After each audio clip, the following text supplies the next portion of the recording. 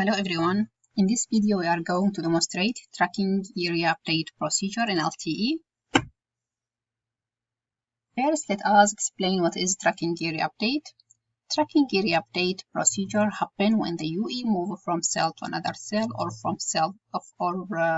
base station to another. Basically, UE triggers the tracking area after the UE completes the attachment procedure and moves into EMM's register state. Why we need a tracking area update procedure? In order to help the network to know where is the exact location for the UE in order to forward the data. There are different scenarios for tracking area update procedure. First scenario, when the tracking area update happens with MME change.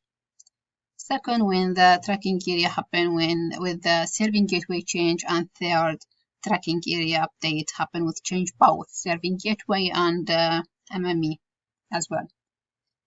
Also, the UE can trigger tracking area update in idle state or in connected state, but the procedure ends only when the UE in connected state. So there is a number of triggers initialized in order to the number of triggers has been queued first, then in order to initialize tracking area update procedure. For this scenario, let us assume the tracking area.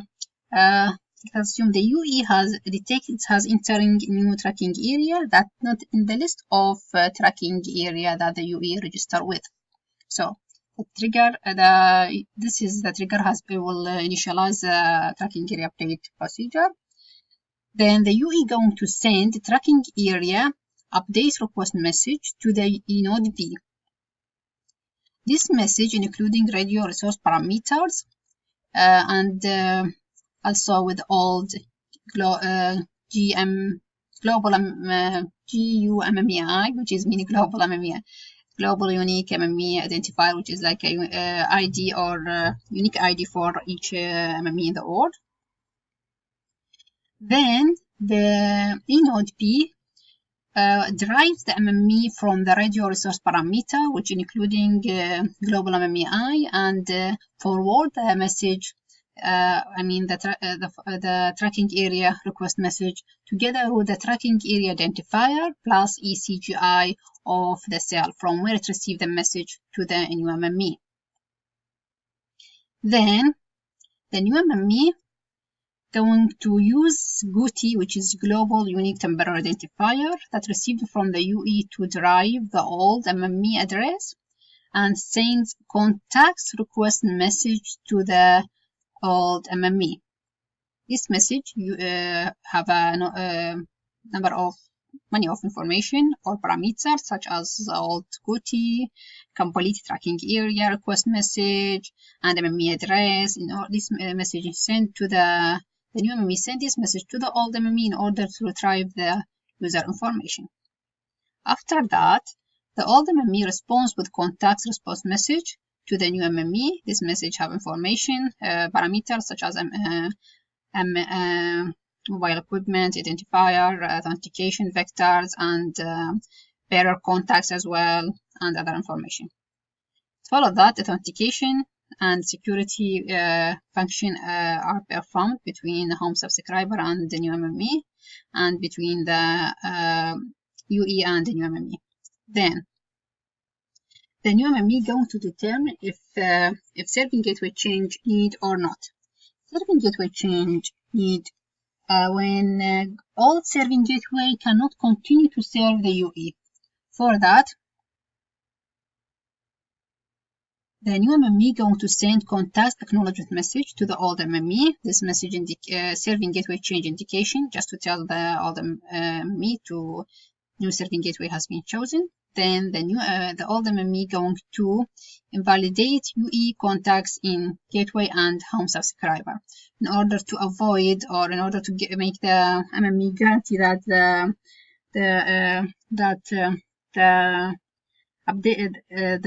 reason MME update the UE contacts in both in gateway and in home subscriber. In case of UE initialize tracking area back to the old MME before completing ongoing tracking area procedure.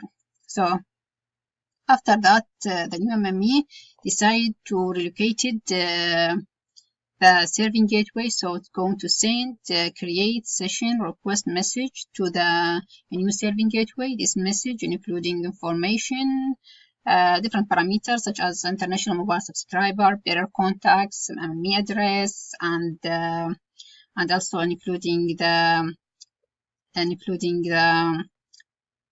protocol type, which protocol going to use or run on interface S5, S8, and also including the RAT type, which is mean the indicated change in radio access.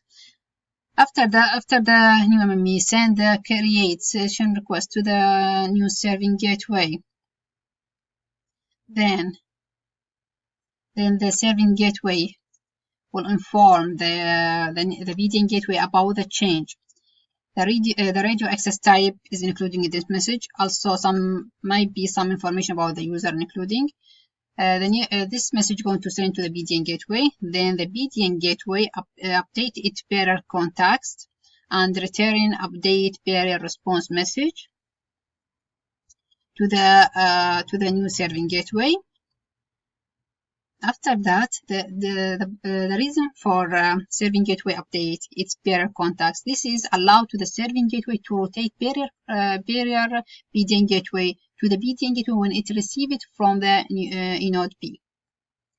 Then the new serving gateway going to send create session response to the new MME. Right, this step the new serving gateway has been relocated.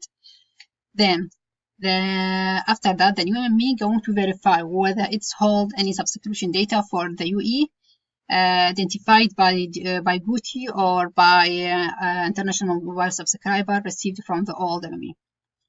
If there is no data have been received, then the new MME going to send update location message to the home subscriber. This message including parameters such as MME, identity, and international mobile subscriber, and other information.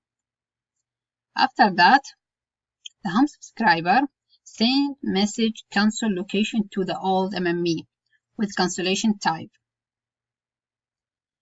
It follows that the old MME going to delete mobility contact. When the old MME receive cancel location from the home subscriber, then it's going to delete mobility management contacts for this UE. Then send acknowledgement. Then send acknowledgement with the message cancel location acknowledgement to the home subscriber. After that, the home subscriber going to send update location message to the new MME. This message including two parameters, international mobile subscriber and subscription data, which is just to tell the new MME that the location has been updated. Then the old MME going to send message to the old MME going to send message to the delete session request message to the old serving gateway in order to delete the resource or the barrier for the UE in the which is already existing in the old serving gateway. Then the serving gateway going to delete the session response to the old MME by delete session response. After that,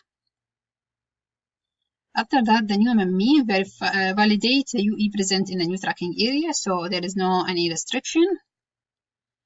Allow to the tracking area update to go ahead and send, and then the new MME going to send a tracking area accept message to the UE.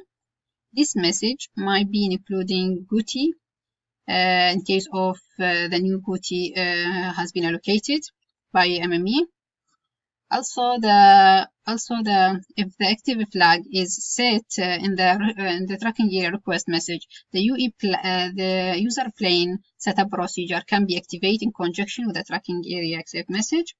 After that, the UE going to send tracking area update complete in order to inform the new MME the UE has been moved to new tracking area.